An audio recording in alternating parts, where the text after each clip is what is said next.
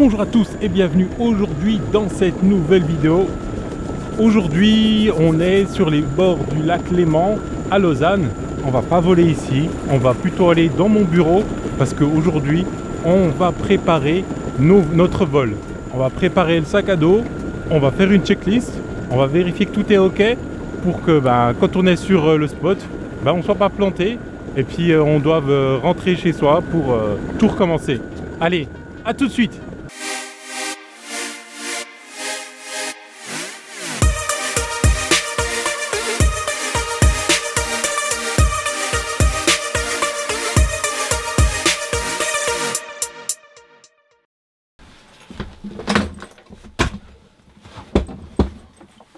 On est de retour dans le bureau après avoir été à Lausanne. Et donc maintenant, ce qu'on va voir, c'est ce qu'il faut préparer avant vos vols en fait. Ça va être vraiment très simple, hein, une toute petite checklist. Donc on va ouvrir le sac et puis on va voir ce qu'on doit faire. Alors, qu'est-ce qu'on a dans ce sac en particulier? Alors, c'est un sac d'Akain, hein. Je crois que c'est un 33 litres, hein, si je me trompe pas. Du coup, il y a le Mavic 2 ici. Il y a la radio. J'ai mon support Freewell, mon nouveau support Freewell, qui vient de chez Gulliver Modelis, hein, je tiens à le dire quand même. Et après, voilà, j'ai un tas d'autres choses. J'ai aussi un câble exprès pour iPhone, hein. Là c'est du Lightning. Sinon, si vous avez un téléphone avec l'USB-C, vous avez de l'USB-C. Sinon, vous avez aussi du micro USB, bien sûr, hein, ça. Alors, j'ai aussi le Mavic Pro. Voilà. Et j'ai sa radio aussi. Et aussi mon ancien support, hein. Celui-là remplace clairement celui que j'avais avant, hein. Celui-là c'est un Polar Pro, celui-là c'est un Freewell, mais le Freewell est largement mieux, clairement. Alors dans un premier temps, ce que je vous dirais de vérifier sur chaque drone, peu importe en tout cas, c'est d'avoir la carte mémoire avec assez d'espace pour pouvoir filmer. Du coup, faites une sauvegarde de votre carte mémoire, allumez votre drone, effacez la carte SD complètement, comme ça vous êtes sûr, arrivé sur place, que vous avez tout l'espace libre de votre carte mémoire et que vous pouvez donc filmer à volonté, hein. Ça c'est vraiment ça, on peut filmer à volonté. Et surtout, n'oubliez pas de remettre votre carte mémoire.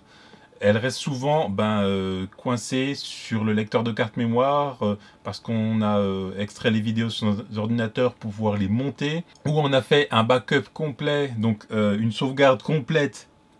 Je veux dire sauvegarde, hein, parce que backup c'est plus un anglicisme du coup. Une sauvegarde complète de votre carte mémoire. Achetez un disque dur de 1 Tera, 2 Tera, 4 Tera, peu importe. Et là, en fait, vous allez créer plusieurs dossiers. Moi, j'ai un dossier qui s'appelle DJI Mavic 2. Et dedans, j'ai des dates, en fait, où je fais mes backups. Donc, je mets la date. Aujourd'hui, on est le 15-11-2018, par exemple. Donc, je crée un dossier du 15-11-2018. Et là-dedans, je prends tout et je pose dans le dossier tel quel, avec toute la structure. Je m'amuse pas à trier ou quoi que ce soit. C'est du backup, on fera du tri plus tard si on en a besoin.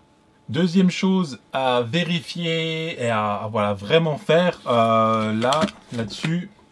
Alors ça c'est une batterie de Mavic Pro. Alors elle est chargée aux 3/4 par exemple. Ça c'est mes batteries pour le Mavic 2. Là elles sont chargées complètement. Parce que je vais aller voler, voilà. C'est normal, hein, je prépare mon vol. Celle-là, sur la Mavic Pro 1, elle est chargée à 66% à peu près, hein, puisque le troisième voyant clignote. Et ici, on est full chargé sur le Mavic 2. C'est important de vérifier que tout soit chargé. Et quand je dis tout, c'est aussi la batterie de la radio. Ici, on est à 71%. Ça va encore, clairement. On peut y aller comme ça. Et pour ici, celle du Mavic Pro, on est à 42%. Là, je pense que je repartirai sur une petite charge quand même si je veux voler correctement, si je veux profiter correctement de mon vol. Voilà. Batterie chargée, de tout, que ce soit des batteries, que ce soit aussi celle de la radio, c'est vraiment important. Vous arrivez sur votre spot, vous pouvez vraiment être tranquille parce que vous savez que vous pourrez profiter au maximum de votre drone avec 1 la carte mémoire vidée, 2 toutes les batteries rechargées à bloc. Alors dans mon sac, ce que j'ai aussi, mais ça parce que c'est plus parce que je fais de la photographie en fait, au final, c'est j'ai un petit kit Zeiss. Donc ici je le montre à la caméra. Donc j'ai une poire pour enlever, pour souffler en fait, pour souffler les poussières. Et j'ai aussi donc un petit pinceau ici. Donc en fait tout ça c'est pour nettoyer les objectifs. J'ai aussi, hop, oh là là, un peu de produit ici. Et j'ai aussi ici une microfibre et plusieurs lingettes là, ici, pour nettoyer l'objectif. C'est vraiment très important, faites-le.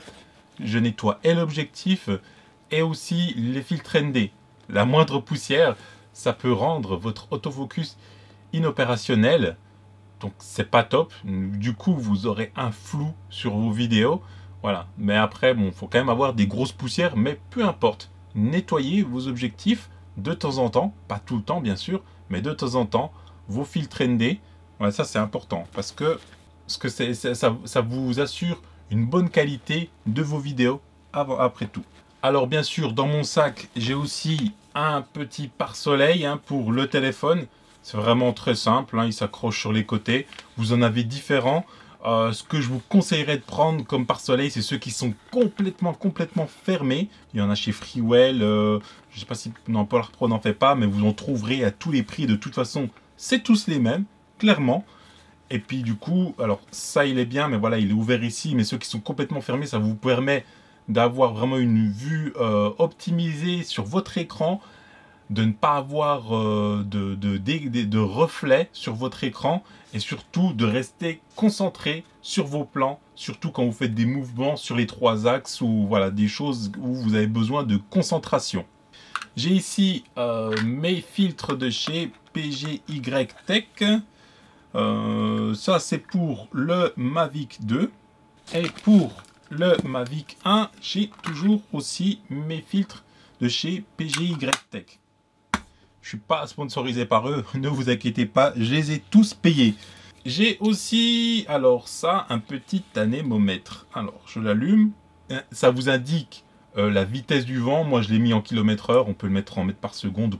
Voilà, ça coûte rien du tout. Ça vous permet de savoir la vitesse du vent quand même par rapport à votre drone, juste pour jauger si il est encore possible de voler. Si vous voyez qu'il y a des grosses rafales, ne tentez pas de voler à tout prix. Puis de toute façon, le drone pourra vous mettre un message d'avertissement par rapport à la vitesse du vent, parce qu'il le détecte ça. Il y a un capteur pour ça sur le drone. Et en plus, le RTH sera inopérationnel, parce qu'il sera incapable avec le vent d'atterrir avec le RTH avec précision. Voilà, c'est vraiment tout ce que j'ai dans mon sac. Et il reste encore une petite chose. Alors ça c'est pour le Mavic Pro, c'est le câble Lightning pour l'iPhone. Et là ici, puisqu'il rentre vraiment bien ici, c'est le landing pad. Alors, voilà. Il a 2 façades, on le connaît bien, celui-là de toute façon. Et je le range.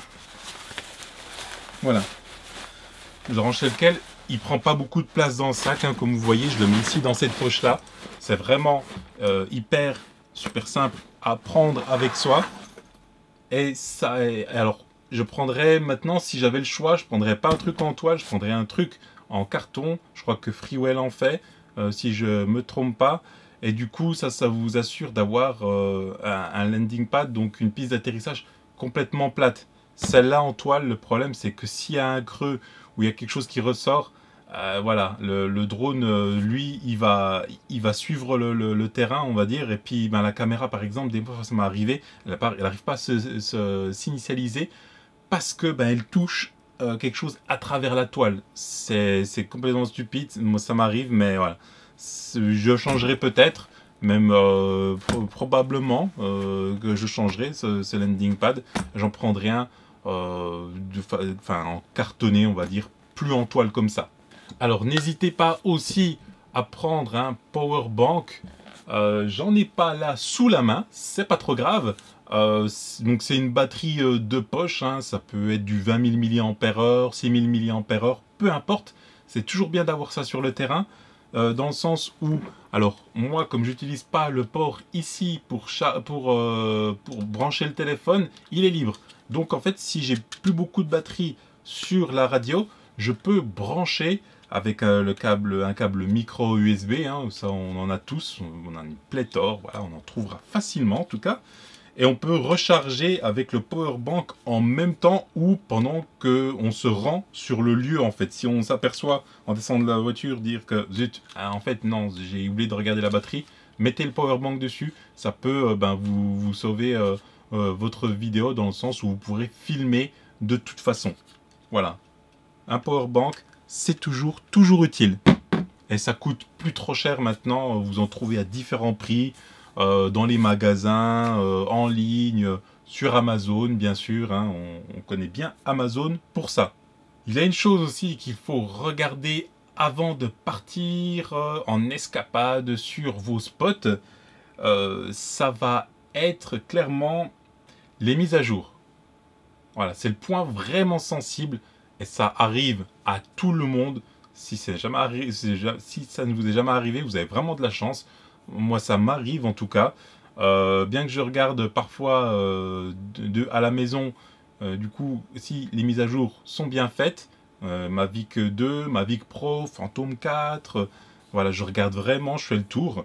Et là, donc, on va regarder et on va commencer par le Mavic 2 Pro.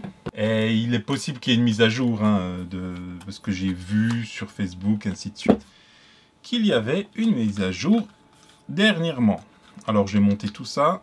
Ah d'ailleurs, chez Polar Pro, j'ai vu que niveau des sticks, donc au niveau des sticks ici qui sont dévissables, ils en font et ils en font qui sont ajustables en hauteur. Et du coup, moi je suis intéressé pour ça, pour en avoir. J'ai pas réussi à les trouver encore en ligne.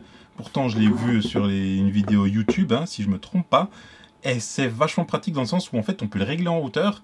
Et du coup, quand on pilote, on peut avoir encore beaucoup plus de précision, même en pilotant comme ça, dans le sens où quand on va donner un coup, ça va être moins important que quand les sticks vont être plus petits en fait.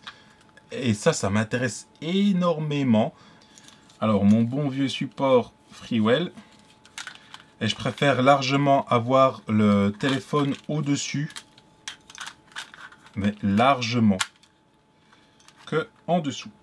Et comme je vous dis, ce support là il passe très bien pour la radio du Mavic 2, du Mavic Air, du Mavic Pro. Voilà, il a été fait pour plusieurs téléphones.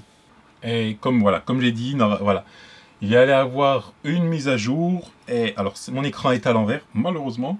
Mise à jour de la base de données précise, fly safe. Mise à jour de la base de données, machin, voilà, veuillez aller dans mise à jour. Donc, on va le faire. Donc, on va mettre à jour les zones de vol, en fait. Voilà, la mise à jour est terminée. Pour les zones de vol, on va aller checker les mises à jour à propos. Vérifier les mises à jour. Vérifier les mises à jour.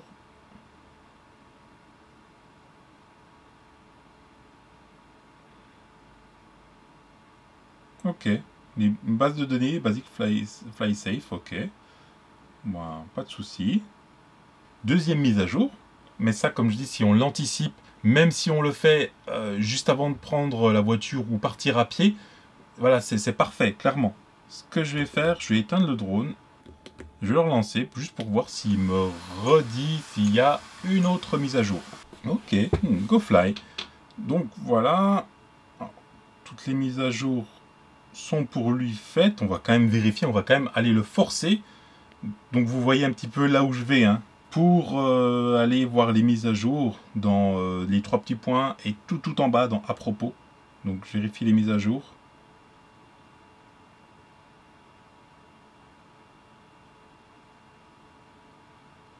Ok. Donc pour lui c'est bon, tout est à jour. Pour l'appareil aussi. Alors moi bien sûr il me restera aussi à faire le backup, à faire tout ce que j'ai dit, à appliquer tout ce que je dis, parce que c'est pas que pour vous bien sûr, c'est pour moi aussi ce genre de choses, cette petite checklist on va dire. Donc là pour le Mavic 2 Pro, on est ok, on va l'éteindre. Tout est ok, les deux drones maintenant sont complètement à jour. Ça ne veut pas dire que avant de partir voler, je ne vais pas aller vérifier avant d'être sur le terrain et puis risquer de ne pas être en couverture 4G ou enfin voilà, d'avoir de la data en tout cas. Et en plus de ça, alors, quand vous faites la mise à jour là, c'est la mise à jour des zones de vol. Par contre, quand vous faites la mise à jour de l'appareil, il faut bien penser à le faire avec chaque batterie. Donc là, il y a cette batterie qui est là. Par exemple, si je le fais avec le Mavic Pro 1, il fait une mise à jour, il va le faire sur cette batterie-là. Donc après, par la suite, vous allez prendre votre deuxième batterie, votre troisième batterie, vous allez rallumer le drone, vous allez faire la même chose. Et là, il va vous dire qu'il a trouvé un firmware inconsistant et que du coup, il faut faire la mise à jour. Donc faites-le pour chaque batterie, c'est très important.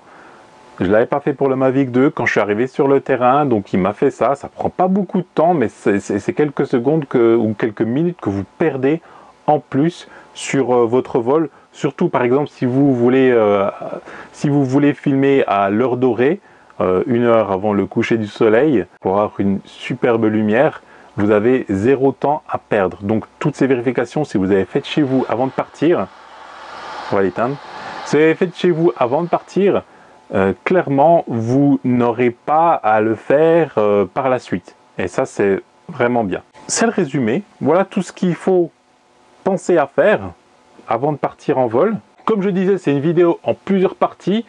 Là, c'est la toute première partie.